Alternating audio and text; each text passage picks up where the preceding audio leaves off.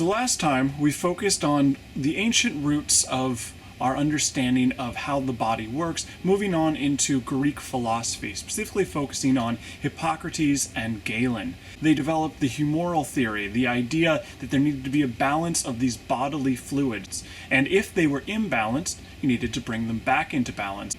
This was the prevailing theory and actually took flame, leading all the way into the medieval world.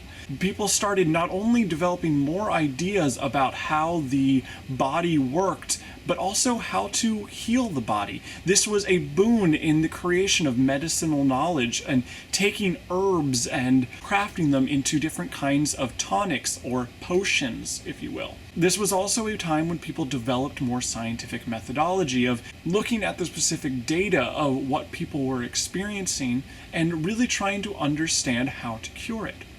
We also see during this period the rise of the Islamic world, the Islamic Golden Age, if you will, where many of the greatest thinkers in Islamic history, these polymaths, individuals who studied many different areas, they were experts at everything. They were able to promote many ideas not only about our human place in the world, this Islamic philosophy, but also about how our bodies worked, how our health functioned.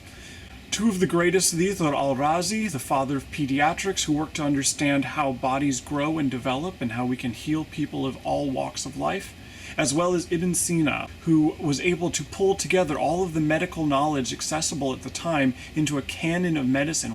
Unfortunately, something happened in the 14th century that really put a damper on scientific inquiry.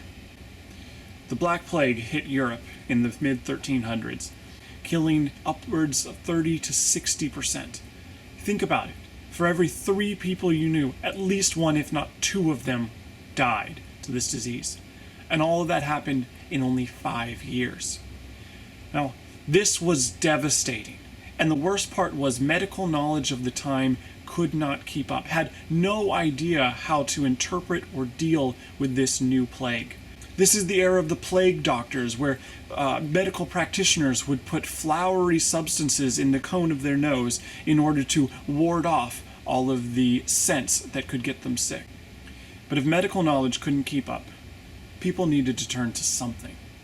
And so they turned back to that superstition and religion that we saw back in the ancient roots. They thought, if science can't explain why I'm sick, then maybe it's something beyond science. Maybe it's something more mystical. Particularly in Europe, the Catholic Church took hold of this and began promoting the idea that the Black Plague was not some medical disease, but was a punishment from God. Illness was caused by sin and by the devil. And suddenly people started turning not to science to understand their sickness, but to the clergy. Laymen began seeking out clergy and saints in order to heal themselves rather than seeking out those medical practitioners. And so, medicine began to fall to the wayside. And this was the way it went on for many years in what we know as the Dark Ages. Now, we need to be careful with the term Dark Ages because this is really a Western European-centric idea. The rest of the world was affected by the Black Plague, but not quite to the same extent, and certainly they did not have the same sudden stop of scientific inquiry and the growth of knowledge that Western Europe experienced. In fact, the Islamic world continued to experience much of its golden age during this period, and made many advances that eventually made their way back into Western thinking. Eventually it was able to come back to Western Europe, and people became more interested in the arts as well as ancient Greek and Roman literature.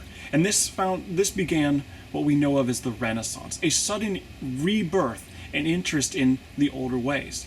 So thinkers came back to old ideas of how the body worked and how our soul might be separate from that body.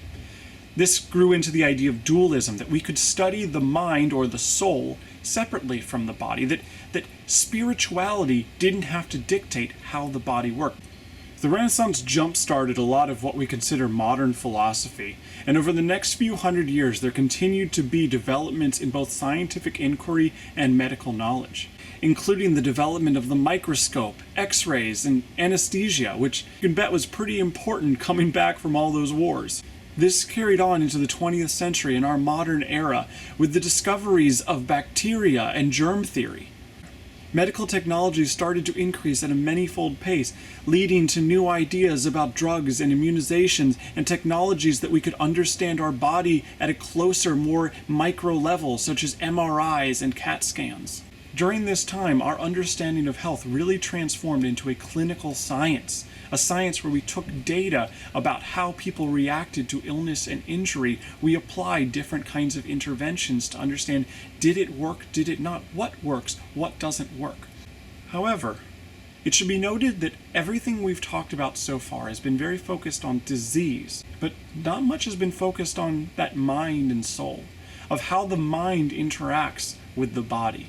And that's really where health psychology is going to take out.